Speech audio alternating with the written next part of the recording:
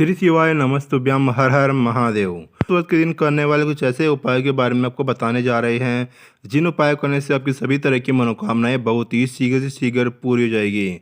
सबसे पहले बात करते हैं बेलपत्र के बारे में। बेलपत्र चढ़ाने के कुछ ऐसे नियम होते हैं जिन नियमों का पालन करना बहुत ही ज़्यादा जरूरी हो जाता है।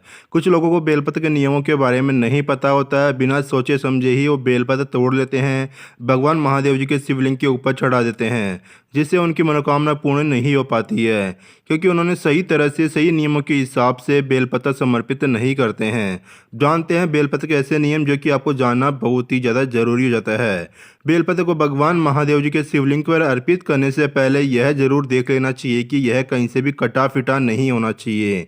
बेलपत्र के 3 पत्तियां ही भगवान महादेव जी को शिवलिंग के ऊपर समर्पित होती है।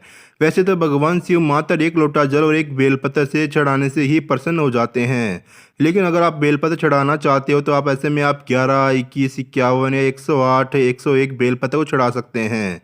भगवान शिव जी को हमेशा उल्टा बेलपत्र यानी कि चिकनी सतह की तरफ वाला बेलपत्र भाग स्पर्श करवाते हुए ही बेलपत्र चढ़ाना चाहिए। बेलपत्र को हमेशा अनामिका अंगूठे और मध्यमा उंगली की मदद से ही समर्पित करना चाहिए। मध्य वाली पत्ती को पकड़कर भगवान महादेव जी के शिवलिंग के ऊपर समर्पित करना चाहिए। बेलपत्र को कब कब कब तोड़ना चाहिए और कब नहीं तोड़ना चाहिए। कुछ तिथियों को बेलपत्र तोड़ना वर्जित माना जाता है, जैसे कि चतुर्थी हो, अष्टमी हो, नवमी हो, चतुर्दशी और अमावस्या और संक्रांति के समय और साथ ही सोमवार के दिन भी बेलपत्र नहीं तोड़ा जाता है। अगर आपको बेलपत्र समर्पित करना है इन तिथियों को आपको एक दिन पहले ही बेलपत्र तोड़ लेना चाहिए। ऐसे में पूजा से एक दिन पूर्व ही आपको बेलपत्र तोड़कर रख लेना चाहिए। बेलपत्र कभी भी अशुद्ध नहीं होता है। पहले से चढ़ाया हुआ बेलपत्र भी फिर से धो करके चढ़ाया जा सकता है। शिव जी को कभी भी सिर्फ बेलपत्र अर्पण नहीं करें, बेलपत्र के साथ ही 1 लोटा जल भी अर्पण करें, अर्पित करें, जिससे कि आपकी सभी मनोकामनाएं बहुत ही शीघ्र से शीघ्र पूरी हो जाएगी। भगवान शिव जी को जल्द प्रसन्न होने वाले देवता है। ऐसे में आपको सभी सोमवार के व्रत हो, प्रदोष का व्रत हो, सावन की शिवरात्रि हो, जब भी मौके मिले भगवान महादेव जी की आरती करें, उसमें कपूर का इस्तेमाल अवश्य से अवश्य ही करें। आरती के दौरान भगवान शिव जी का ध्यान करते हुए लो में कपूर के टुकड़े डालते रहे, सुख समृद्धि की कामना करते रहे।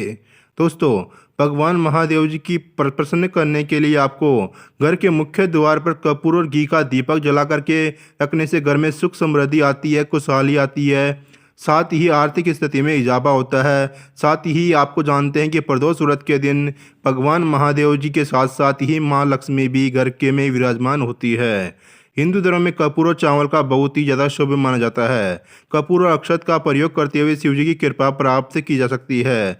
आपको करना क्या है, एक मुट्ठी अक्षत लेना है, साथ ही कपूर के छोटे छोटे टुकड़े आपको ले लेना है। अब इन दोनों को मिला करके सुख समृद्धि की धन लाभ की कामना करते हुए शिव जी से प्रार्थना करते हुए अक्षत और कपूर के टुकड़े को घर के मुख्य द्वार के बाईं तरफ आपको जलाकर रख देना है। फिर अक्षत के कुछ हिस्से को अपने पर्स में या फिर घर की अलमारी में रख देना है। इस उपाय को करने से जल्द ही धन लाभ के योग बनना शुरू हो जाते हैं। पर्स में रखे कपूर का टुकड़ा, आपको बता दें कि भगवान महादेव जी को कपूर के टुकड़े जरूर अर्पित करने चाहिए। फिर इस कपूर के एक टुकड़े को अपने पर्स में रख लेना चाहिए। इस उपाय को करने से आपको और परेशानियों से जल्द मिल जाती है और आपके पर्स से कभी भी पैसों से खाली भरा हुआ, हमेशा पैसों से भरा हुआ ही रहता है, कभी भी खाली नहीं रहता है। अगर पति और पत्नी के बीच में वाद विवाद रहता हो, घर का माहौल अच्छा नहीं रहता है, तो दाम्पत्य जीवन में सुखी के लिए आपको यह विशेष उपाय अवश्य करना चाहिए। गुलाब के फूलों की पाँच गुलाब के फूल के साथ ही माला बना लेनी है। गुलाबी धागे में पिरोई माला बना लेनी है। पति और पत्नी शाम के समय भगवान शिव जी को अर्पित करें। ऐसा करने से दाम्पत्य जीवन में चल रही खटास दूर होगी और रिश्तों में मिठास आना शुरू हो जाएगी।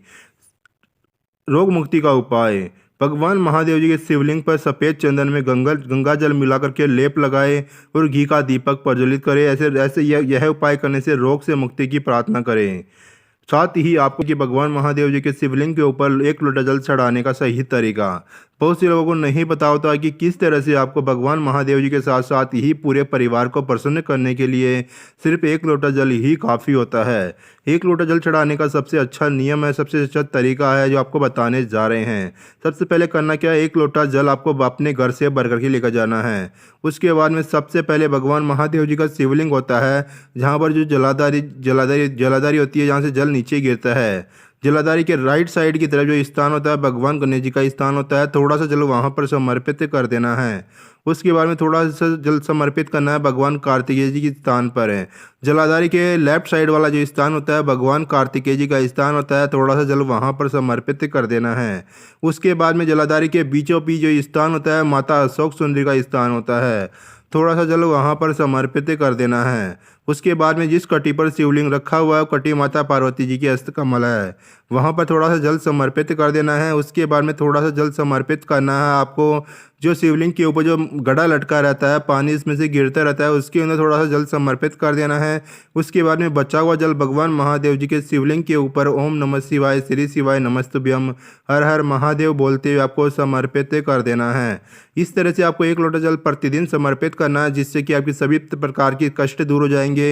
भगवान भोलेनाथ के साथ साथ ही आपसे भगवान भोलेनाथ के साथ साथ ही पूरा का पूरा परिवार भी आपसे प्रसन्न हो जाएगा और आपकी सभी तरह की मनोकामनाएं पूरी जाएगी। दोस्तों, जानकारी अच्छी लगी तो वीडियो को लाइक कर दीजिए, चैनल को सब्सक्राइब कर लीजिए। कमेंट में श्री शिवाय नमस्तुभ्यम, हर हर महादेव अवश्य लिख दीजिए।